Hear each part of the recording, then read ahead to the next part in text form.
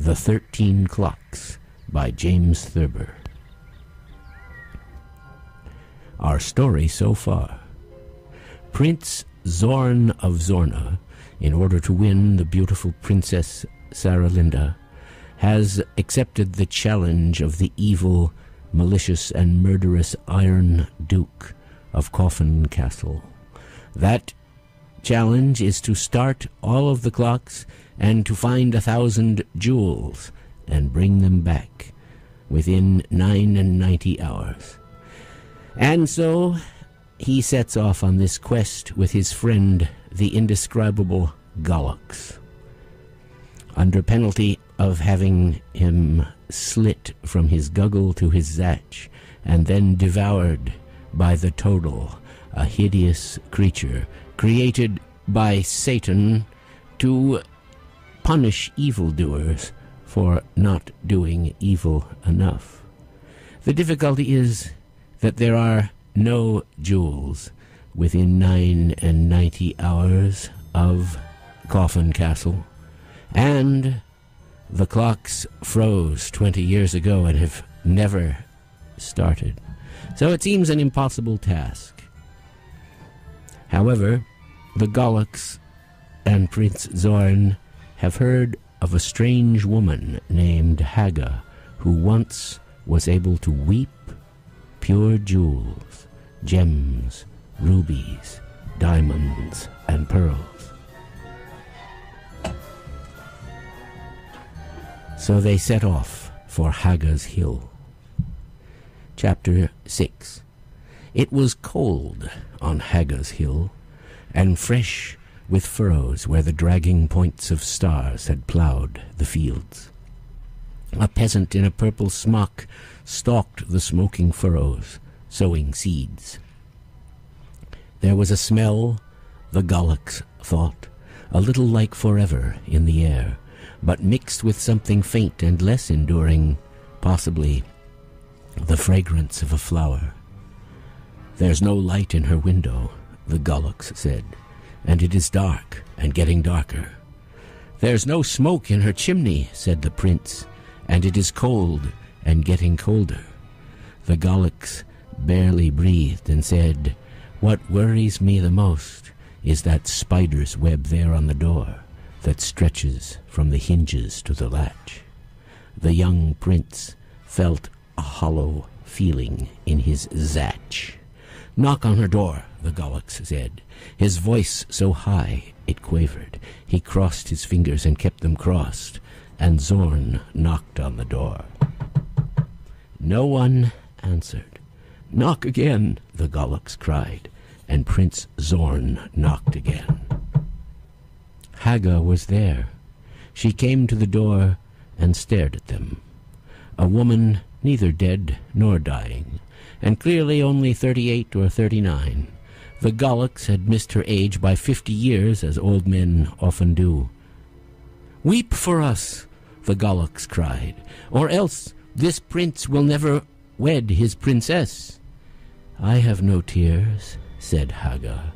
"Once I wept when ships were overdue, or brooks ran dry, or tangerines were overripe, or sheep got something in their eye.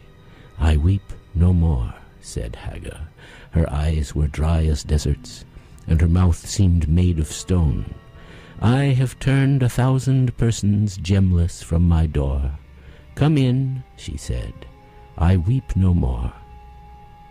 The room was dark and held a table and a chair, and in one corner something like a chest, made of oak and bound with brass. The Gollux smiled and then looked sad and said, "I have tales to make a hangman weep, and tales to bring a tear of sorrow to a monster's eye. I have tales that would disturb a dragon's sleep, and even make the Total sigh." At the mention of the Total, Haga's hair turned gray.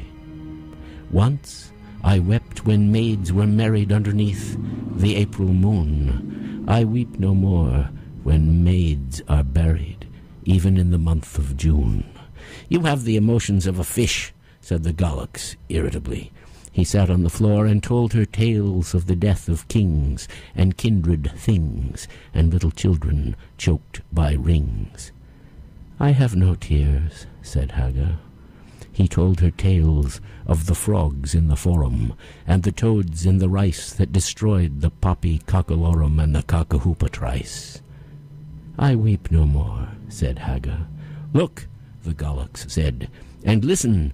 The Princess Saralinda will never wed this youth until the day he lays 1,000 jewels upon a certain table."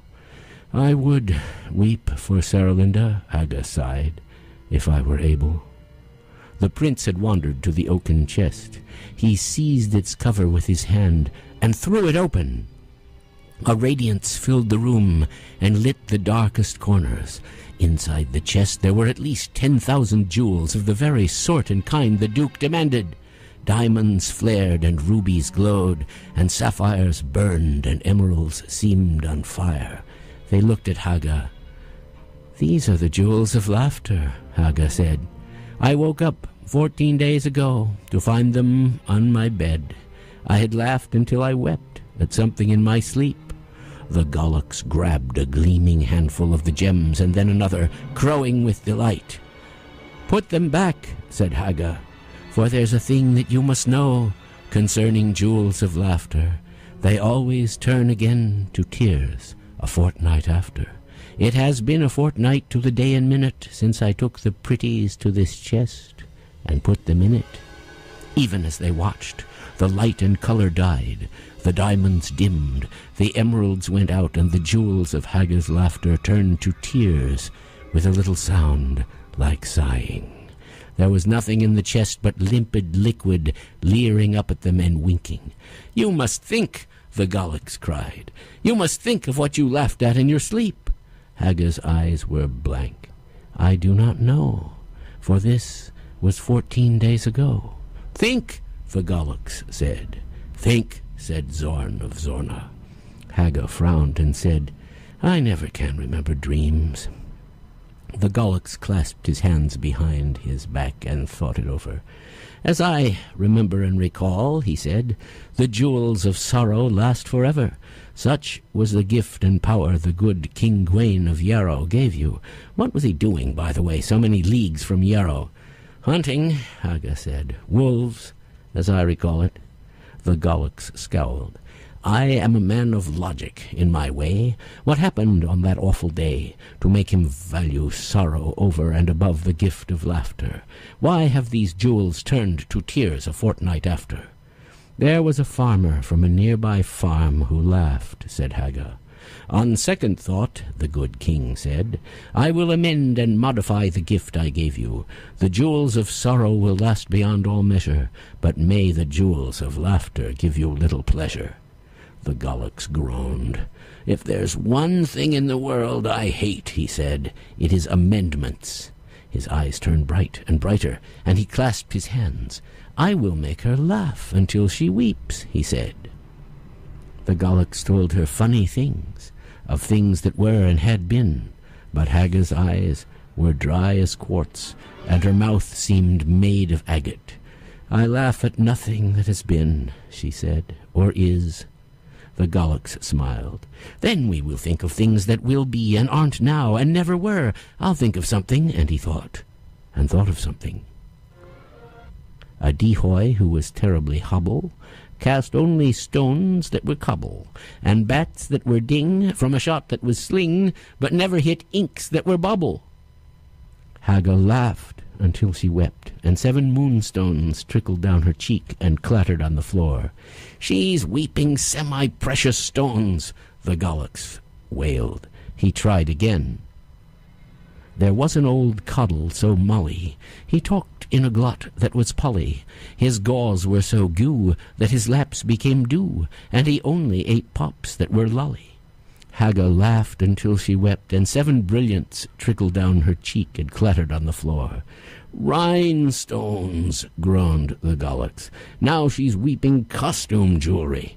The young prince tried his hands at telling tales of laughter, but for his pains he got a shower of tourmaline, a cat's eye, and a flux of pearls. "The Duke hates pearls," the Goloks moaned. "He thinks they're made by fish." It grew darker in the room, and they could scarcely see. The starlight and the moon were gone. They stood there, still as statues. The Galax cleared his throat. The prince uncrossed his arms and crossed them, and then, without a rhyme or reason, out of time and out of season, Haga laughed and kept on laughing.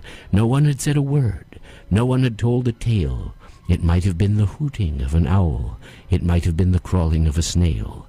But Haga laughed and kept on laughing, and precious jewels twinkled down her cheek and sparkled on the floor until the hut was ankle-deep in diamonds and in rubies.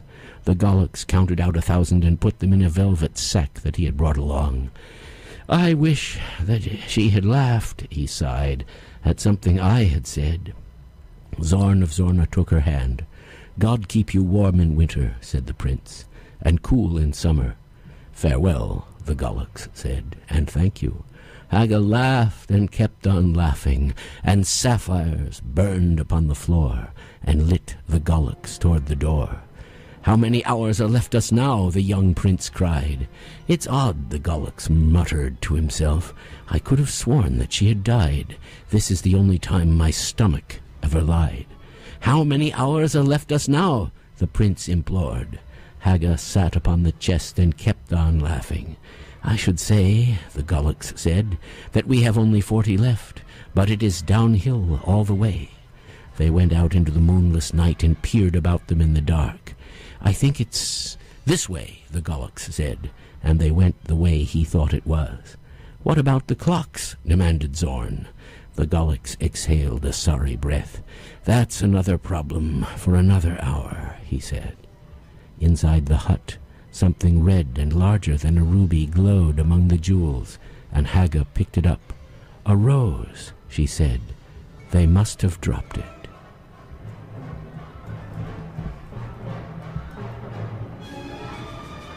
Next week, another chapter from The 13 Clocks by James Thurber.